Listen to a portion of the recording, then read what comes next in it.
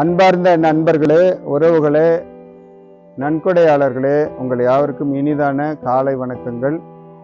திருப்பத்தூர் மாவட்டம் வாணியம்பாடியில் செயல்பட்டு வருகிற சரணாலயம் ட்ரஸ்ட் கருணை இல்லத்திலே தங்கி கல்வி பயின்று கொண்டிருக்கிற எங்களுடைய மாணவ மாணவியர்கள் 26 பேர் இந்த கல்வி ஆண்டிலே பெருமாள்பேட்டையிலிருந்து காந்தி நகரில் இருக்கிற அரசு உயர்நிலை பள்ளியில் படிக்க இருக்கிறார்கள்.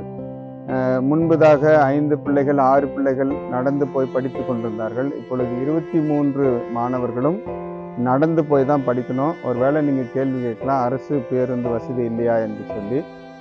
நம்முடைய பெருமாள்பேட்டையிலிருந்து காந்தி நகருக்கு அந்த சரியான நேரத்திற்கு இவர்கள் கல்வி பயில செல்லும் நேரத்திற்கு பேருந்து வசதிகள் இல்லாத காரணத்தினால, அந்த நேரத்தில் இல்லாத பாதையினாலே இவர்களுக்கு ஒரு வேன் வாங்கி சரியான நேரத்தில் கொண்டு போய் விட்டு மறுபடியும் அவர்களை இல்லத்திற்கு கொண்டு வந்து சேர்ப்பதற்கு நாங்கள் திட்டமிட்டிருக்கிறோம். இந்த வீடியோவை பார்க்கிற நீங்கள் இந்த பணியில் உங்களுடைய பங்களிப்பை தந்து எங்களை ஊக்கப்படுத்தவும், இவர்களுடைய கல்வி தொடரவும் உங்களுடைய மேலான உதவியை செய்யும்படி உங்களை அன்பாய் கேட்டுக்கொள்கிறோம்.